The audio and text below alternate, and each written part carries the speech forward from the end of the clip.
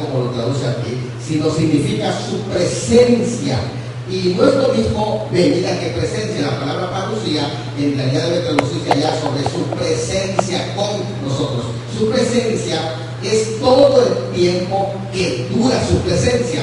Por ejemplo, si nosotros hablamos de la llegada de alguien, esa llegada culmina pues, cuando él hace acto de presencia, pero su presencia dura todo el tiempo. Por ejemplo, nosotros venimos aquí a las 10 para las 10, por ejemplo, ¿no? Aquí estamos 10 para las 10, esa fue mi venida. Pero mi presencia, que es la palabra que se utiliza para parusia, dura todo el tiempo que yo estoy con ustedes, dando la conferencia y en la primera sección y en la segunda parte también, hasta que yo desaparezca. Todo eso duró mi parusia, mi presencia. Entonces, parusia no es un concepto vertical, como decir llegó alguien, porque cuando alguien llega, se termina su llegada. Pero cuando alguien hace acto de presencia, que es la palabra parusia, hacer acto de presencia, no es un concepto vertical, sino es un concepto lineal. Su presencia dura todo lo que dura su presencia con ellos hasta que sucede su ausencia. Ya vamos captando entonces este concepto. Entonces aquí tenemos un anuncio muy importante para que puedan mover un vehículo. Dueño de un vehículo Chevy blanco, favor de moverlo. Dice que hay, está tapando ahí una entrada por allá. Entonces, que nos apoyen. Muchas gracias, hermano, muy amable. Entonces, miren qué interesante es esto de la parusia. ¿Por qué? Porque el concepto parusia es contraste a lo que se llama en el griego aprusia. Aprusia es contraste a parusia. Y aprusia quiere decir ausencia. De modo que a veces hemos no entendido el concepto de la venida de Cristo porque pensamos que es llega y se acabó la segunda venida. No. El concepto de la parusia es un programa que dura todo el tiempo que hace su presencia. Voy a ponerles un ejemplo. La primera venida de Cristo. La primera venida de Cristo tiene un inicio, un desarrollo y un final. Lo mismo es la segunda venida. Tiene un inicio, tiene un desarrollo y tiene un final. Eso es un programa. Así que cuando hablamos de la venida del Mesías, estamos hablando de un programa, no de un acontecimiento que sucede y ya está, sino de un programa completo. Les voy a poner este ejemplo. La primera venida de Cristo inicia con su concepción, pero incluye también su nacimiento. Él nació en su primera venida. Incluye el tiempo en que predicó. Él predicó en su primera venida. Incluye el tiempo en el que se bautizó. Él se bautizó en su primera venida. Incluye el tiempo en el que muere. Él murió en su primera venida como cordero. Incluye el tiempo en que resucitó, porque Él resucitó en su primera venida. Incluye el tiempo en que ascendió. Todo ese programa es el programa de la primera venida, porque no se trata de un acontecimiento, porque si yo digo, entonces concepción es su primera venida, nacimiento es su primera venida, bautismo es su primera venida, tentaciones es su primera venida, milagros es su primera venida, predicación es su primera venida, entonces tenemos 10 primeras venidas. No, es una primera venida porque se trata de un programa que tiene varios acontecimientos. Y con este concepto en mente, ya entendemos qué significa el programa de la primera venida. Lo mismo es, la segunda venida es un programa que tiene un inicio, un desarrollo y un final. Ese es el concepto del término parusia. De modo que cuando vemos que el término parusia tiene relación con la iglesia, y luego también tiene relación con el mundo, para juicio, y tiene relación con Israel para salvación, entonces nos damos cuenta que no solamente se trata de un acontecimiento aislado, sino que se trata de un programa. Su parusia es todo el programa que tiene un inicio, tiene un desarrollo y tiene un fin. Y entonces el que no conoce este concepto en el griego va a decir, entonces, ¿Cuántas segundas venidas de Cristo hay? Porque si me están diciendo que viene con relación a la iglesia en el zarpazo o arrebatamiento, me están diciendo que también su presencia dura todo el tiempo de los juicios de la ira del Cordero. Y luego me están diciendo que acaba con la Epifanía, entonces tenemos 3 segundas venidas de Cristo. No, es una segunda venida de Cristo, pero ese programa tiene un inicio, un desarrollo y un final. En ese concepto, entonces, ahora entendemos que si el hermano Salomón vino, ahí comenzó su presencia con ustedes. Luego desarrolló 2 temas y tardó en total, para asustarnos un poco, 8 horas. Y luego se va para que se alista para la noche. Entonces quiere decir que todo ese programa fue su presencia hasta que llegó el momento en que se va y comienza su ausencia. Porque la palabra parusia, que aquí se traduce como venida, tiene que entenderse en ese concepto griego que es presencia. Eso es lo que significa la palabra griega parusia, presencia. Todo lo que dure su presencia, eso es su venida. De modo que su segunda venida es un programa que tiene un inicio, tiene un desarrollo y tiene inicia con el rapto, se desarrolla con los juicios de la ira del Cordero, porque saben una cosa, que el principal personaje de Apocalipsis, desde el 6 hasta el 18, es el Cordero, y todo lo que se va desarrollando es la ira del Cordero. Los sellos los apertura el Cordero, él derrama su ira, la ira del Cordero, y el Cordero está haciendo presencia durante todos los juicios de Dios, que eso es parte de su parucía, es la presencia del Cordero. ¿Por qué? Porque ya inició la parucía, inició con el rapto, se desarrolló con los juicios y ahora va a concluir la parucía por la Epifanía, que quiere decir manifestación gloriosa. Es lo que significa la palabra Epifanía. ¿Ya? Dicho esto, voy a recordar un poquito de lo que vimos ayer, pero no me voy a quedar desde luego. Ya son 7 eventos que vimos, que comienza en Mateo 24 con lo que se le conoce como no es el fin, aún es principio de dolores, ni siquiera son las señales del fin. No lo vean como la señal de que Cristo ya va a venir cuando empiecen los principios de dolores.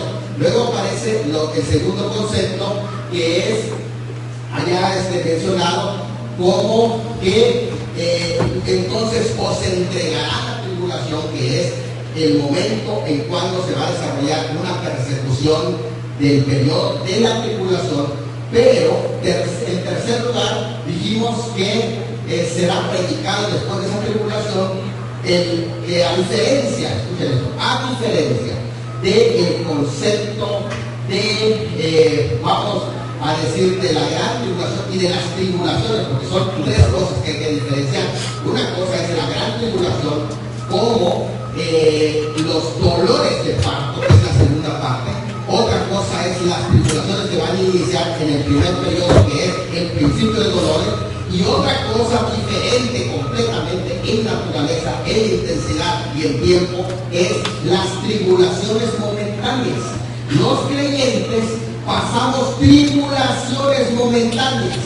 Esta breve tribulación momentánea que estamos pasando, dice el apóstol Pablo, no es lo mismo que la gran tribulación. Amén. Sí, porque tribulaciones, es necesario que por muchas tribulaciones entremos en el reino de los cielos, pero no es lo mismo tribulaciones con T pequeña que tribulación con T mayúscula, porque estamos hablando de la tribulación escatológica, que dice allá que va a venir a partir de la mitad de la semana 70 que inicia, gracias hermano, gracias pastor, aquí inicia en el versículo 15, cuando viene la abominación de desolación, que va a ser el anticristo profanando el templo de Jerusalén, que habrá iniciado en el pacto, los sacrificios, y entonces, después que se rompe ese pacto, se desarrolla la gran tribulación como tal. Entonces, los que estén en Judea, pero está hablando específicamente para el pueblo de Israel, porque dice los que estén en Judea, no dice los que estén en Tuxtla, huyan hacia Ocosingo, no dice nada, dice los que estén en Judea, porque se está enfocando ¿a dónde? Al pueblo de Israel. Ya la iglesia no está, acuérdense que primero pasó el arrebatamiento. Sí es el programa de la parucía, pero no es con relación a la iglesia, sino con relación a Israel. Te lo voy a explicar por qué. Habrá entonces gran tribulación, es el punto número 5. Esto significa que la gran tribulación como tal se va a desarrollar a partir de la mitad de la semana de los primeros 3 años y medio. Entonces habrá gran tribulación. Ahí es donde viene toda la intensidad de la ira del Cordero que va a ser derramada. Por otro lado, vamos a ver el número 6, inmediatamente después de la tribulación de aquellos días, terminan los 7 años y empiezan las señales cósmicas, que no se dice cuánto va a tardar, que no se habla de un periodo de que se diga va a durar tanto tiempo, no, pero se dice que inmediatamente después de la tribulación el sol se oscurecerá, la luna no dará su resplandor, y en ese mismo periodo estén alertas porque en cualquier momento va a aparecer la señal del Hijo del Hombre.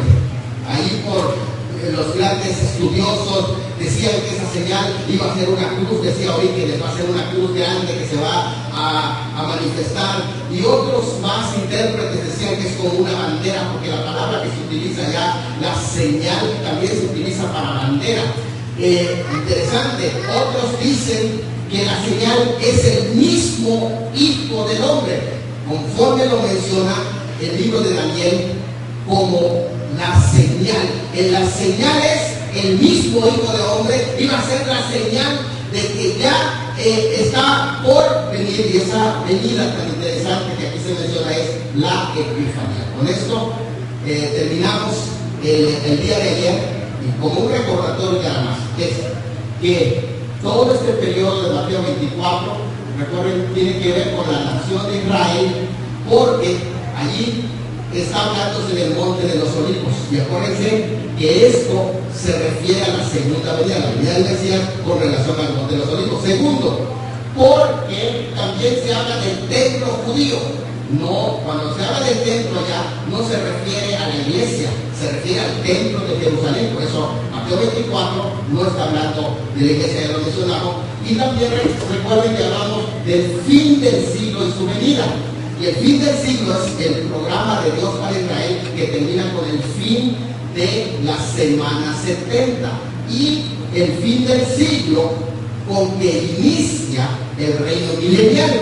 Y son dos cosas que es interesante, porque si ustedes se dan cuenta, una cosa es que termina la semana 70, los 7 años, y después vienen las señales cósmicas, y luego las señales cósmicas, la manifestación de la Epifanía.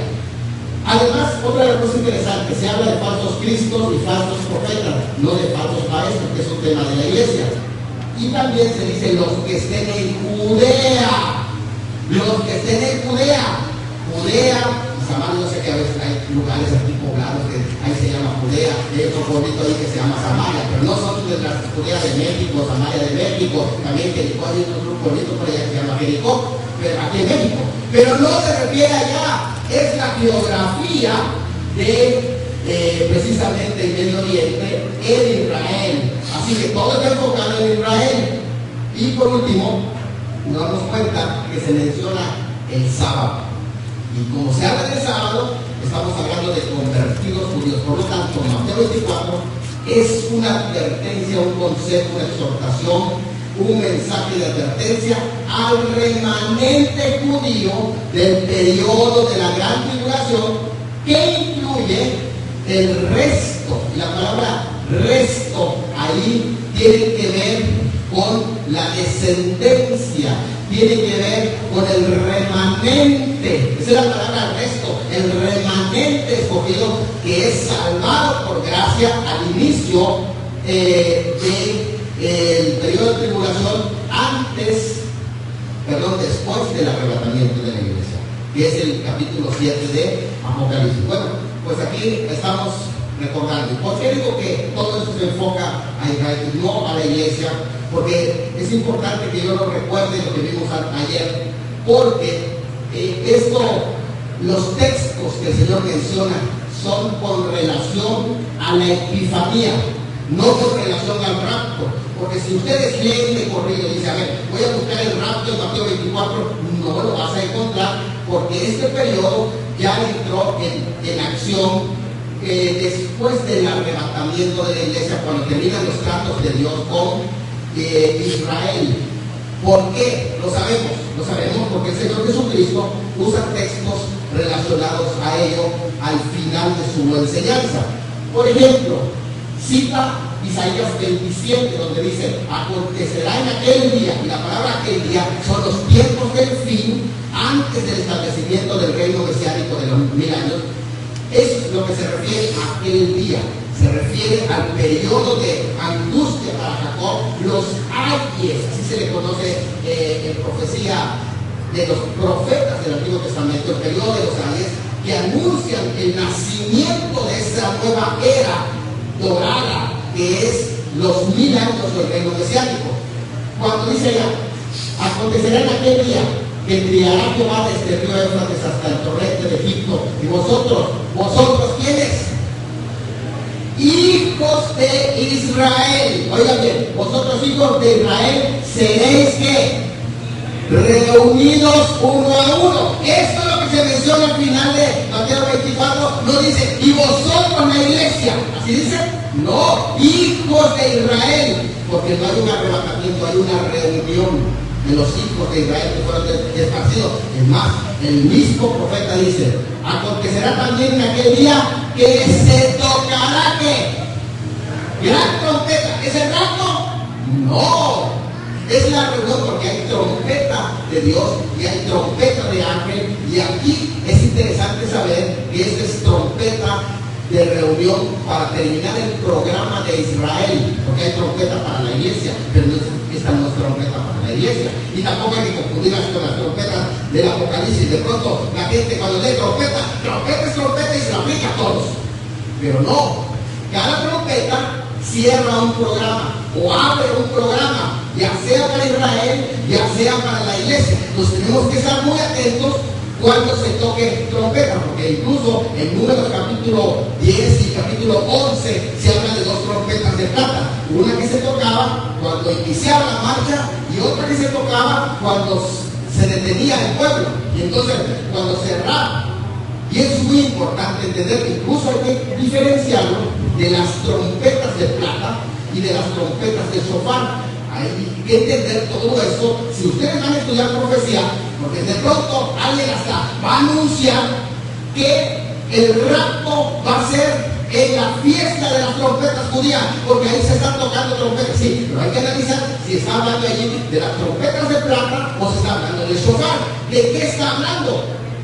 Y por otro lado, si usted aplica las fiestas judías, que son los tiempos y las sazones, a la iglesia, vas a tener una confusión en la escatología. Así que las fiestas judías son mensaje para el pueblo de Israel, pero no son para la iglesia, porque la iglesia no se basa conforme a las fiestas judías. Y la trompeta que aquí aparece no es trompeta de las fiestas judías, sino que es trompeta de Dios para la iglesia.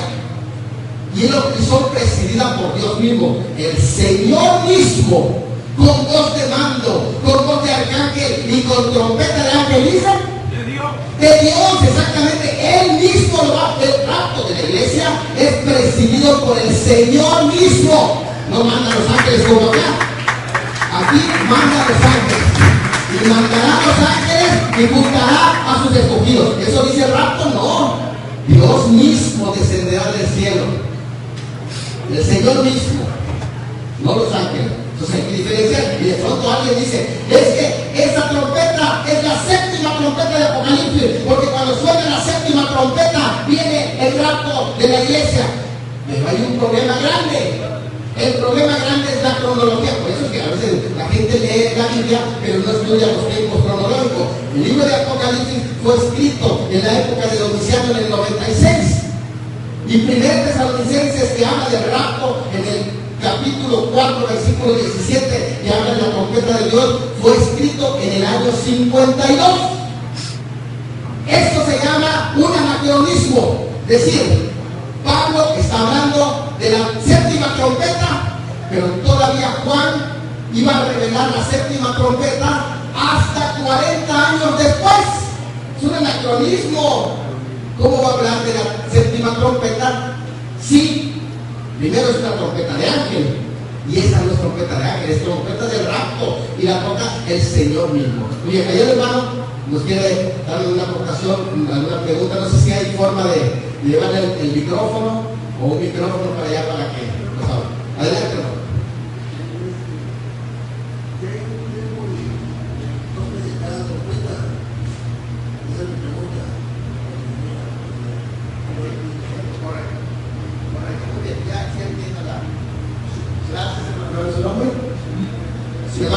Sí.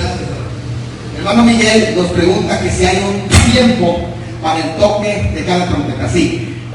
Y recuerden esto: los programas siempre se aperturan con toque de trompeta y se clausuran con toque de trompeta. En el caso del arrebatamiento es inminente. La palabra inminente allá quiere decir tres cosas. Quiere decir que es el próximo acontecimiento en la profecía bíblica, que no hay otro antes. Lo que sigue es el arrebatamiento. La palabra inminente también quiere decir que puede suceder en cualquier momento y que no hay tiempo especificado. Ahí el mandato es estar alertas, no intentar descubrir el tiempo. De hecho, cuando el Señor le dijeron cuándo van a hacer estas cosas, Él no les explica cuándo. Él les dice: ustedes ocúpense de estar preparados, porque puede pasar en cualquier momento. Y es en el caso de rapto. Sin embargo, en el caso de las trompetas del Apocalipsis, que son de juicio, no de salvación, porque la trompeta del rapto es de salvación, las trompetas del Apocalipsis son de juicio. Hay un tiempo preparado. Cada trompeta es un periodo de juicio, de modo que sí hay tiempos designados para los toques de esas trompetas, que es durante el periodo de la gran tribulación. Y esta que estamos viendo de Mateo, que es como un repaso de lo que algunas cosas no vimos ayer, pero otras estamos reforzando lo de ayer, en realidad va a suceder después que acabe la tribulación de aquellos días. Este toque de trompeta va a cerrar el programa de Dios para Israel. Para eso es el toque de esa trompeta, para reunir a todo el pueblo de Israel que está esparcido. De hecho, aquí nos damos cuenta en algunos pasajes que se usa que va a reunir a los escogidos. Ahora, cuando el Señor dijo, entonces reunirá a los escogidos, ¿ustedes consideran que los discípulos dijeron, los escogidos somos la iglesia? No, porque la iglesia todavía no había sido inaugurada hasta el día de Pentecostés. Cuando Él dijo que va a reunir a sus escogidos, lo que viene en mente de los discípulos y de todos los oyentes es lo que dice Isaías, lo que dice Jeremías, lo que dice Ezequiel y lo que dice Zacarías, que de los escogidos del pueblo de Israel, el remanente escogido de su pueblo es el que va a ser reunido. No está pensando en la iglesia, sino está pensando en el remanente judío del tiempo del fin que va a ser salvado, porque Dios no ha desechado por siempre a su pueblo Israel. Aunque algunos pensaran, como Elías, yo creo que ya no hay pueblo de Dios, porque mira, a los profetas han dado muerte y a mí hasta me quieren matar, dice Elías, si yo soy profeta de Dios. ¿Dónde acabó el pueblo de Dios? Y le dice, pero tú no te das cuenta que Dios siempre ha tenido un remanente escogido por gracia en todo el tiempo, así que Dios no ha desechado por siempre a su pueblo. Y es que los judíos rechazan a Cristo hoy, porque es un rechazo temporal, hasta que venga la plenitud de los gentiles, y luego, entonces, después de eso, todo Israel que se arrepiente en ese periodo va a ser ese remanente escogido que menciona Mateo capítulo 24, que va a ser reunido. ¿Ya vamos? Entonces es interesante, vamos a ver qué dice, por ejemplo. Vean, aún cuando tus desterrados estuvieran en las partes más lejanas que hay debajo del cielo, ¿qué dice Jehová? De ahí te recogeré. ¿A quién se lo dijeron? A la iglesia. ¡Oh Israel! ¡Israel! Huid de la tierra del norte, dice Jehová, pues por los 4 vientos del cielo os esparcí, dice el Señor. ¿Dónde fueron esparcidos y quiénes fueron esparcidos? ¿La iglesia fue esparcida en el año 70 o fue el pueblo de Israel que fueron esparcidos? Así como fueron esparcidos, a ellos se les dice que va a reunirlos de nuevo, a todos los que fueron esparcidos, para que reciban al Señor que viene en gloria. Ya vamos tratando entonces, ¿entendemos? Fíjense, y aquí puse algunos otros pasajes por si acaso quedan dudas. Miren, reunión de la salvación final para Israel. Se levantará pendón a las naciones y juntará los desterrados de Israel. ¿Juntará a quiénes? Los desterrados de Israel. Entonces esos escatólogos que están pasando por alto algo tan evidente y que dicen, no, que Israel ya es un pueblo pagano, perdido. Dios no ha desechado a su pueblo porque irrevocables son los dones y el llamamiento de Dios. Está refiriéndose a ese pueblo, y no está hablando de predestinación individual.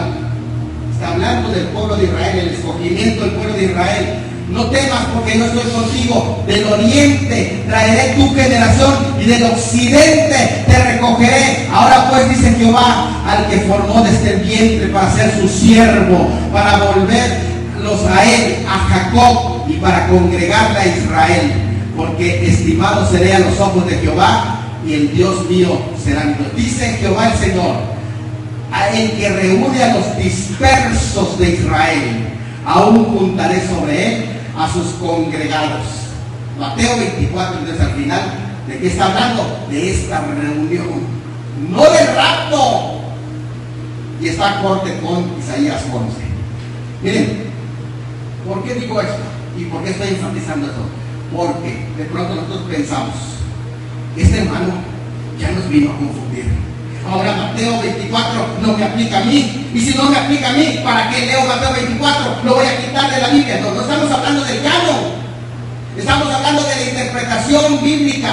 Porque Mateo 24 tiene su sagrado lugar en el canon. Es palabra de Dios. Pero tenemos que ubicar cada profecía en su tiempo, porque así indagaron los grandes hombres de Dios, indagando diligentemente qué persona y qué tiempo anunciaba el espíritu de la profecía que estaba en él, porque si no es un revoltijo. Y hasta las palabras que se refieren a Cristo se la van a aplicar al anticristo, y hasta las palabras que se refieren al anticristo se la van a aplicar a Cristo. Entonces va a ser una revoltija. No, porque el espíritu de la profecía es eso, investigar qué tiempos y qué personas. Y ahora estamos viendo qué tiempos. ¿Saben por qué? Porque así vas a tener paz. Porque de pronto hay muchos hermanos que ya, primero, tienen miedo. ¿Por qué miedo? Leen Mateo 24. Todo esto vamos a vivir y el terror se les apodera en lugar que confíen en Dios. Pero ahora, como entienden que el rapto viene primero, mejor se preparan para irse en el primer viaje. Antes que todas estas cosas, porque dijo el Señor solo. Pero antes que todas estas cosas comiencen a suceder, velad y levantad vuestras cabezas, porque vuestra redención está cerca, y prepárense para que sean dignos de escapar de todas estas cosas que sobrevendrán a la tierra. ¿Lo dice o no? Ahí está. Lo dice claramente las Sagradas Escrituras. De modo que esto es importante. Miren, Hebreos capítulo 9 nos da una clave. 16. Porque donde hay testamento es necesario que intervenga muerte del testador. Porque algunos dicen, sí pastor, pero ya estamos en el nuevo pacto. Bueno, el nuevo pacto ya está beneficiando a aquellos que somos los hijos de Dios, pero no ha entrado en vigor en la totalidad. Nosotros, ¿por qué somos beneficiados del nuevo pacto? Porque vivimos un adelanto. Todo lo que Israel va a vivir en el nuevo pacto, porque ¿para quién es el nuevo pacto? Dijo que hizo un nuevo pacto, haré un nuevo pacto con la casa de Israel. Y entonces, porque la iglesia es beneficiada por ese nuevo pacto, porque nosotros vivimos un adelanto de lo que ellos van a disfrutar. Ya nosotros tenemos la bendición. ¿Por qué? Porque el que muere para sellar ese nuevo pacto y garantizar su cumplimiento en el milenio, es el mismo que es nuestro Salvador. No tuvo que morir dos veces. Una vez para garantizar el nuevo pacto y otra vez para salvarlo. No, con una muerte fue suficiente. Y su muerte garantiza el nuevo pacto que va a establecer en el milenio, pero esa misma muerte nos beneficia a nosotros. Así que nuestra relación con el que muere por ese pacto es el que nos trae beneficios hoy, que vivimos un adelanto. Estamos viviendo las glorias venideras que el pueblo de Israel ni siquiera se imagina, y nosotros ya lo estamos viviendo, las manifestaciones de ese Espíritu Santo. Eso es lo que enseña la palabra. Ahora, por otro lado, ¿cuándo inicia esto del nuevo pacto? Hasta, dice el versículo, porque el testamento, ¿con qué se confirma? Y Mateo 24, ¿fue antes de la muerte de Cristo o después de la muerte de Cristo? Mateo 24, fue dado ese discurso en el monte de los olivos, ¿antes que Cristo muera o después que Cristo murió? Antes. ¿Ya había entrado en vigor el nuevo pacto? No estaba en vigor. Entonces, ¿para quién fue dado Mateo 24? ¿Cuál es el pueblo que estaba en vigor? Israel, hermano.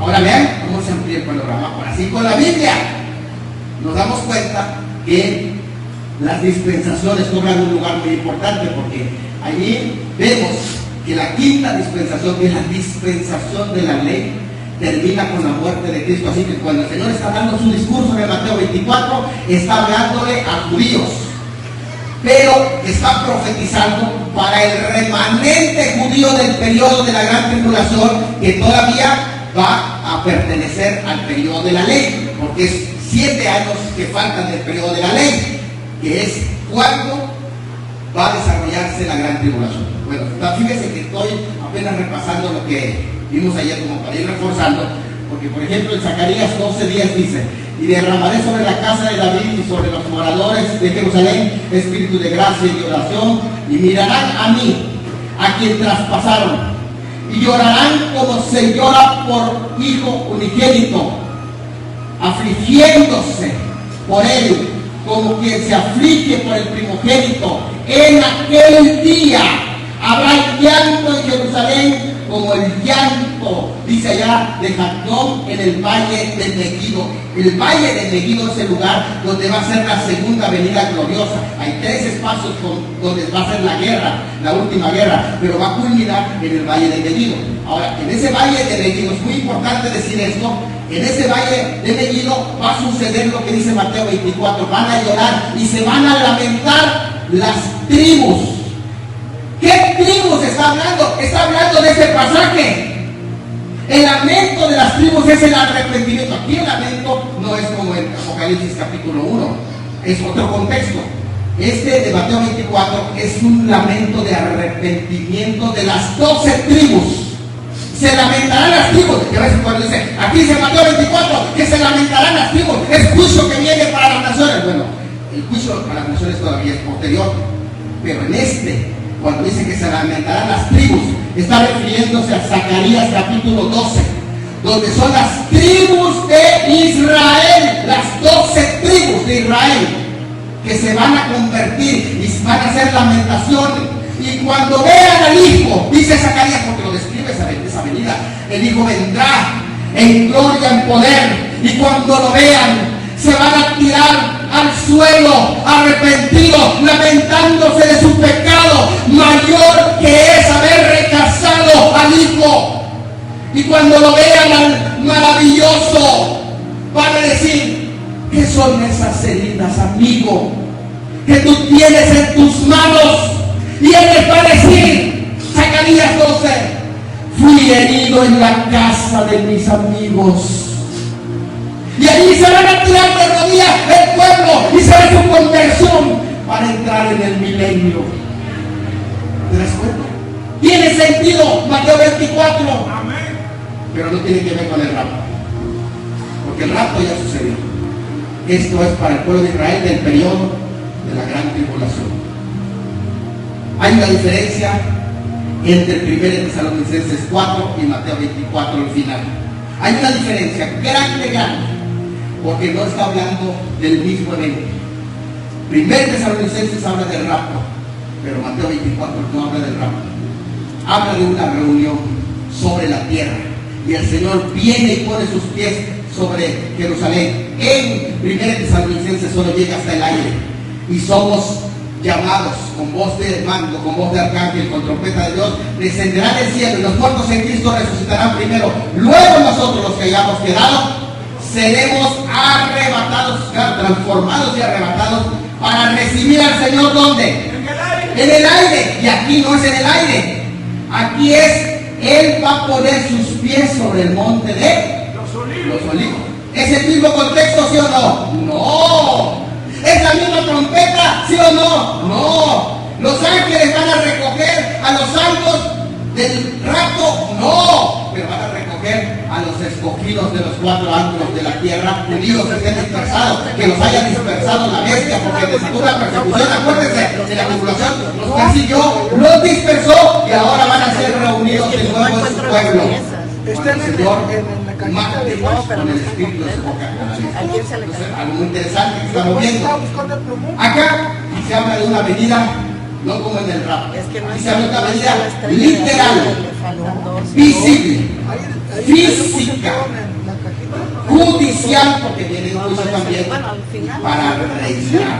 Por eso dice que cuando el Señor se siente en su trono de gloria, ahora Él es rey y reina en los corazones, que está sentado en su trono de gracia. Pero cuando termine ese tiempo de sentarse en su trono de gracia, el Señor se va a sentar en su trono de gloria. Va a reinar. Es interesante. Miren que en esos tiempos interesante. Miren que dice acá, naturaleza de la venida en Mateo 24. Para que nos demos cuenta que es totalmente diferente, que no es el rapto. Aquí se habla de una venida como ¿qué? Como relámpago que sale del oriente. Así lo van a ver, hermanos, Esto va a ser algo impresionante y se va a presentar, porque es ahí donde se cumple lo que Apocalipsis dice, que todo ojo, ¿qué? ¿Y cómo le van a ver todo ojo? Si yo estoy en mi casa, ¿cómo le van a ver? ¿Cómo le van a ver? ¿Dónde están los de las redes sociales, ¿Dónde está? Y ahí no va a haber censura, el video de la Armagedón, a todos, y en todos en un momento, en todas las redes van a ser invadidas. Que viene en caballos blancos, del Armagedón. Que dice la palabra, cuando dice que matan a los testigos, yo te lo pido. Dice, y se enviarán regalos, y algunos escapólogos dicen, eso de los regalos que ahí aparece como algo que se envía de persona a persona, como un mensaje instantáneo, que habla de cuál es, y se enviarán regalos, y quién sabe, posiblemente sea una referencia a las redes sociales en Apocalipsis 11, de la muerte de los testigos.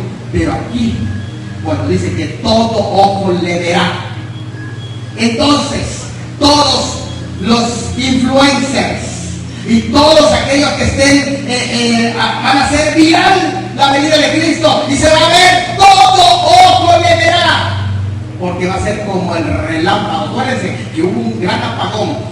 Después terminan los 7 años y entonces se oscurece el sol, la luna y las estrellas, viene el gran apagón. Después del gran apagón viene la señal iluminante, porque es la palabra epifanía, quiere decir manifestación con luz. Eso significa glorioso. Cuando se habla de glorioso es luz, doxa. Eso es una iluminación, y lo van a ver, y lo van a filmar, y lo van a compartir. Va a estar en todas las redes sociales. Dice allá, hermanos, que es la venida de Mateo 24, no solamente es como relámpago, sino es como ¿qué? Es como los días de Noé, como los días de Noé. No solamente es como los días de Noé, porque fueron días de juicio, sino que también es como ¿qué? Aquí yo quiero aclarar algo.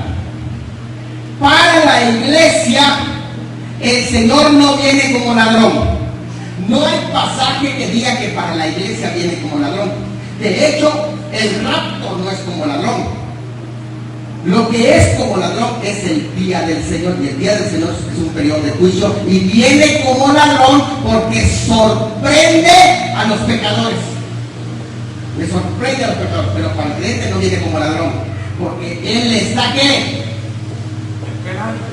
Le está esperando, ¿sí o no?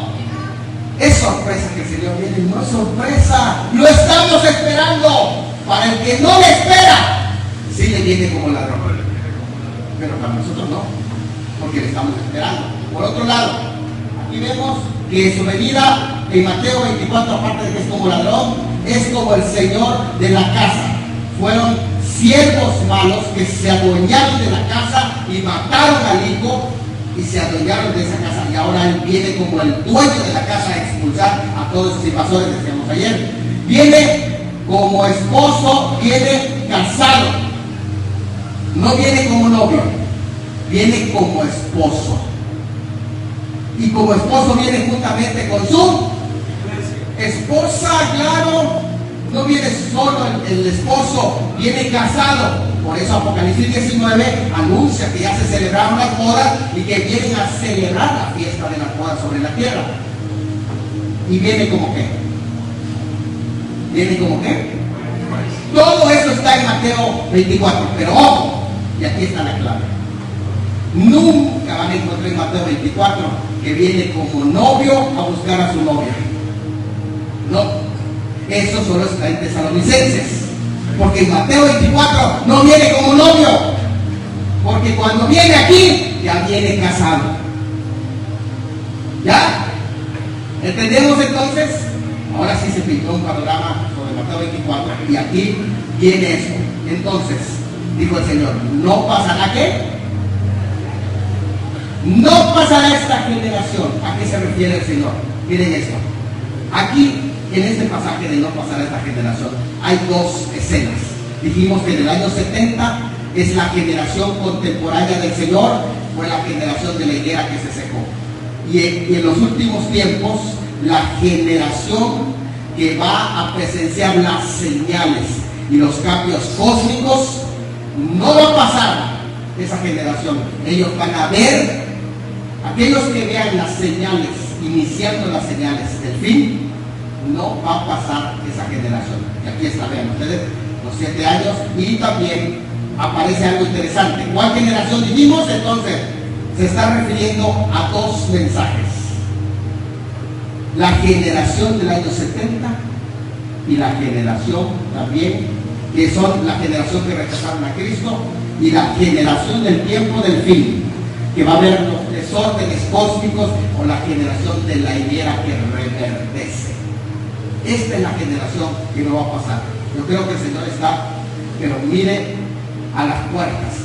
Y toda la estructura de Mateo 24 lo enseña en varios pasajes. Por ejemplo, esta es la semana 70. Vean, la semana 70 la explicamos así. Aquí estamos, en este tiempo, aquí estamos. Cuando sea el arrebatamiento de la iglesia o el carpazo, ahora estamos en el tiempo de vacío.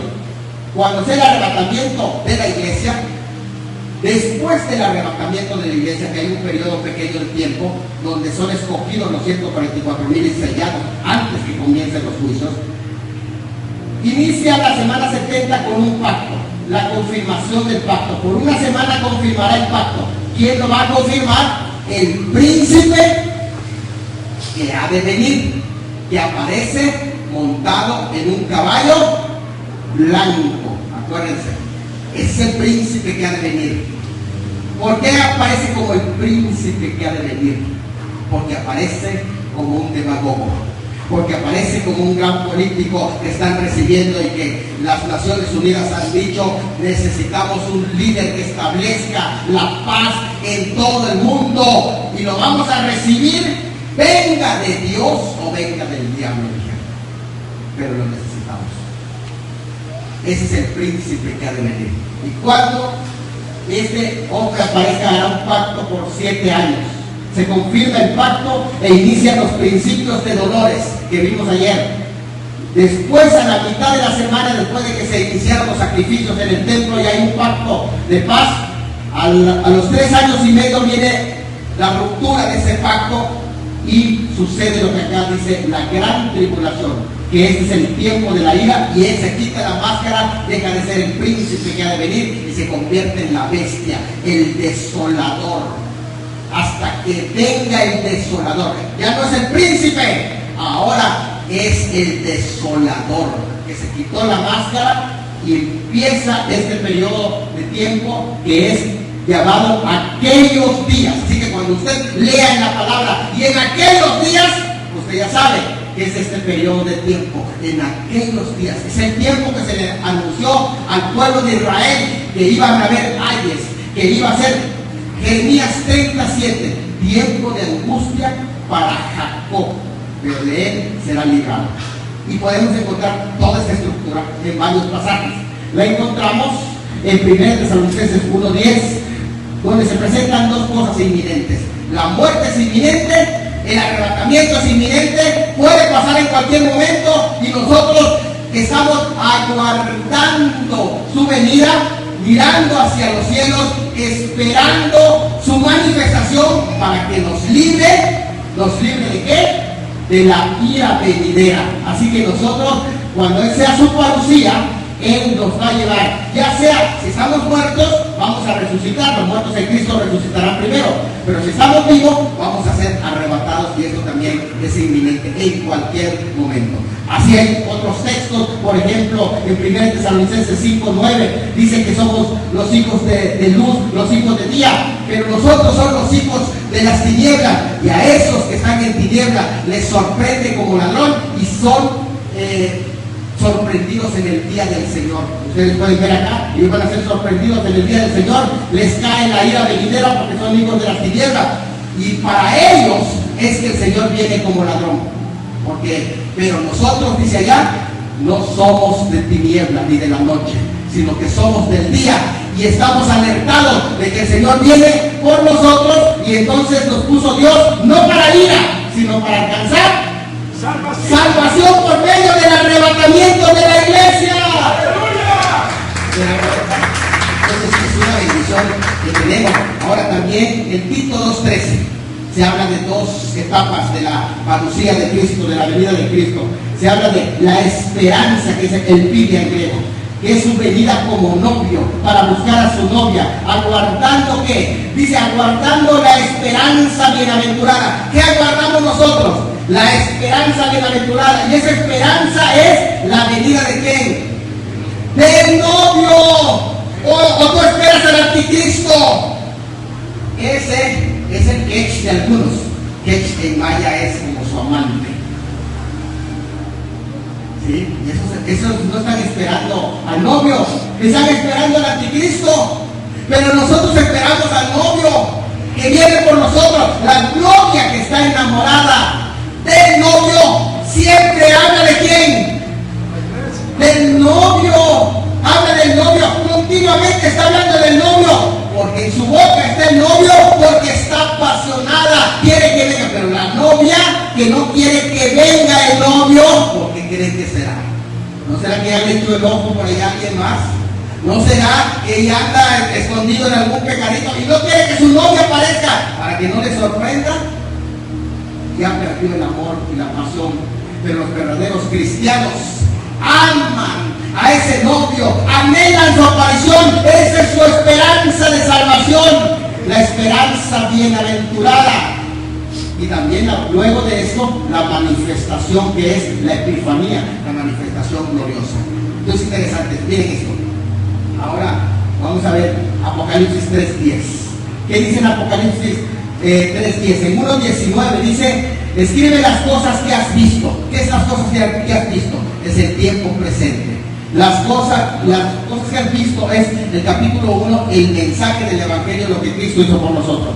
Las cosas que son la historia de la iglesia en el capítulo 2, 3 y 4. Y las cosas que serán después de estas son los capítulos 4 al 22. Son las cosas que han de ser después de esta. Es en Apocalipsis 1, 19. Por cuanto le dicen a la iglesia: has guardado la palabra de mi paciencia, yo también te guardaré de La hora de la prueba. ¿Qué quiere decir? Te guardaré de la hora. No dice, te guardaré en la hora de la prueba. Escuchen esto. La promesa del Señor no es, te voy a guardar de la prueba, porque eso no sería bíblico. Si el Señor dijera a la iglesia, te voy a guardar de la prueba, estaría contradiciendo todo lo que enseñó cuando estuvo en vida, porque el Señor dijo que es necesario que pasemos por pruebas, por tribulaciones. Él no dijo te voy a guardar de la prueba, Él dijo te voy a guardar de la hora de la prueba. Y la hora de la prueba es un concepto para hablar del periodo de la gran tribulación. Por tanto, has guardado la palabra de mi paciencia. ¿Cuándo guardó la palabra de su paciencia? ¿Cuándo? Durante el tiempo de gracia. La palabra de la paciencia se guarda en el tiempo de gracia. Si ustedes guardan la palabra de su paciencia en el tiempo de gracia, Él les va a guardar ¿de qué? De la hora de la prueba que ha de venir. No dice ustedes en el tiempo presente de gracia van a pasar por pruebas. No, eso dice. Está hablando de un tiempo específico. Es más, está hablando de ese periodo de prueba que ha de venir sobre el mundo entero, para el mundo entero, para probar al morador de la tierra. Dice allá, para atormentar a la iglesia. No, para probar al mundo entero, al morador. ¿Y saben quién es el morador de la tierra? A diferencia de los que por el tiempo de la gran tribulación se habla de la iglesia, así se habla, se dice que el anticristo, en capítulo 13 de Apocalipsis, va a blasfemar de los que moran en el cielo. Oiga, ¿será que está loco el anticristo? ¿O está viendo a la iglesia glorificada? Porque dice, va a blasfemar el anticristo de los que moran en el cielo. ¿Y quiénes son los que estarán morando en el cielo durante ese periodo? Son los que no son moradores de la tierra. Los moradores de la tierra son los que fincaron su esperanza en la tierra, pensaron que su vida era en la tierra, y es para ellos que viene, no es para los moradores celestiales. Pues nuestra ciudadanía no está en la tierra, sino en el cielo, de donde esperamos al Señor, al Salvador Jesucristo. Miren, eso es lo que nos enseña la palabra de Dios. No estamos inventando nada. La gran tribulación entonces está compuesta por sellos, trompetas y copa. Y aquí esto ya lo hemos visto, ¿verdad? Tito 2:13 también lo vimos. Esto también, tiempos y ocasiones, ya lo vimos.